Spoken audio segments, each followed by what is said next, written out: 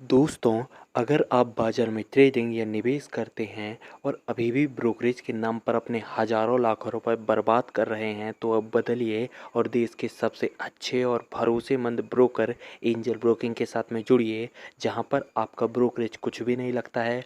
Brokerage लगता है तो सिर्फ इंट्राडे ट्रेड में, वह भी सिर्फ 20 रुपये।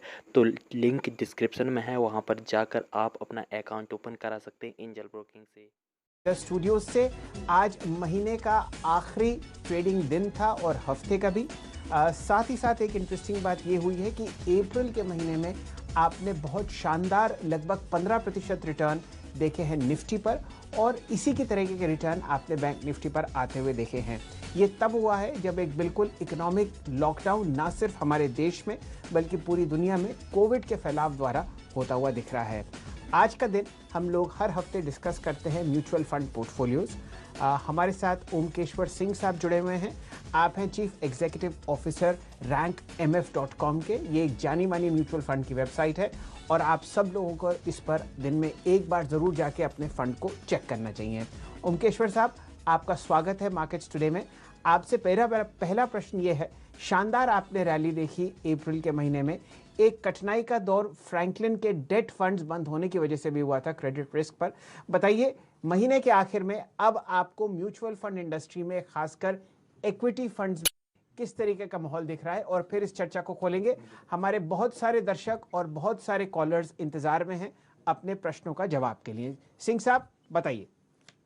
जी, इक्विटी साइड में तो काफी अच्छा रहा। और आपने ये देखा होगा कि जो अप्रैल का महीना है वो काफी अच्छा गया। और वो हम लोग पहले से ही बता रहे थे कि इक्विटी एक ऐसा एसेट क्लास है जिसमें कि आप इन्वेस्टमेंट करते हो, ट्रेडिंग करने के लिए आप म्यूचुअल फंड में नहीं आते हो। इसको ध्यान रखते हुए जिन लोगों को हमने बोला कि आप पैसा लगा के रखो, आप पैसा बल्कि बढ़ाओ, क्योंकि अभी मार्जिन ऑफ सेफ्टी बहुत अच्छा है, यानी कि अभी अभी आपको अवेलेबल है उसका जो इंट्रिंसिक वैल्यू है उससे नीचे भाव में मिल रहा है।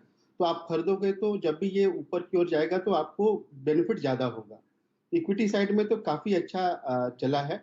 और अभी भी निवेशक को यही सलाह है कि अभी भी काफी अच्छा मार्जिन ऑफ सेफ्टी है, तो वो इक्विटी में कंटिन्यू और ज्यादा से ज्यादा पैसा लगा करके चल सकते हैं।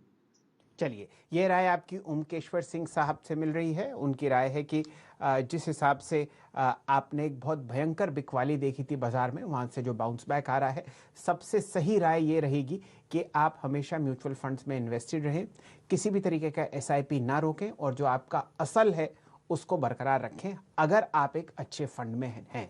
अगर नहीं है तो आप अपना प्रश्न भेजिए और उसका जवाब हम आपको देंगे। चलिए, हमारे पहले कॉलर हैं संजय मित्तल साहब लुधियाना से। मित्तल साहब, स्वागत है आपका मार्केट्स टुडे में और सीएनबीसी आवाज में। आपने एक्सिस फोकस्ड फंड में एक एसआईपी और लमसम लगाया है। अब बताइए, आपका क्या प्रश्न है और आप क्या चाहते हैं कि आपका ओमकेश्वर साहब जवाब दें। सर, मैं मोतीलाल मल्टी कैप में लगाना चाहता हूँ एक 5000 की सिप, तो भी ये ठीक है फंड? जी, तो इक्विटी एक्सेस फोकस्ड भी बहुत अच्छा फंड है, एक 5 स्टार फंड है और उसका मार्जिन ऑफ सेफ्टी बहुत हाई है। सिमिलरली मोतीलाल ओसवाल भी एक 5 स्टार फंड है रैंक एमएफ के हिसाब से, और इसका भी मार्जिन ऑफ सेफ्टी बहुत अच्छा है। इसमें इस समय तो ऐसा है कि वो अपना जो इंट्रिंसिक वैल्यू या भाव है उस अंडर वैल्यूड है, तो उस समय इसमें आप जरूर चालू कर सकते हैं।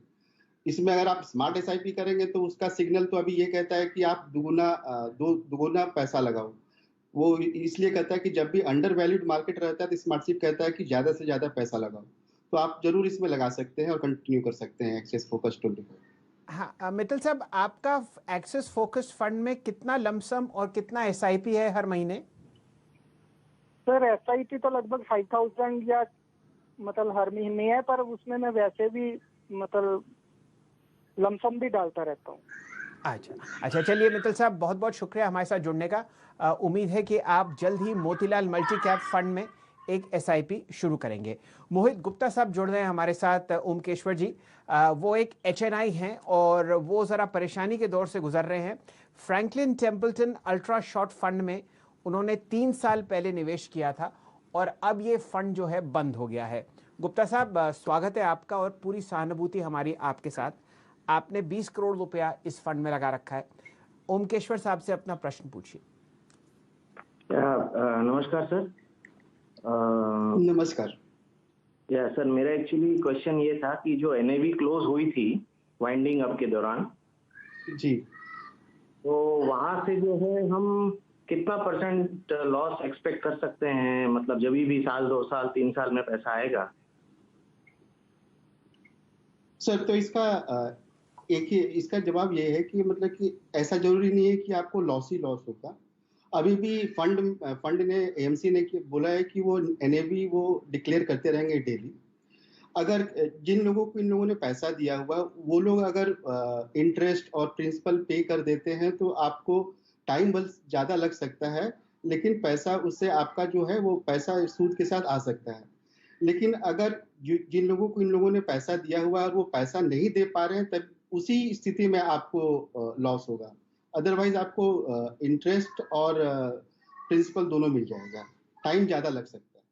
जी गुप्ता साहब, पिछले ही हफ्ते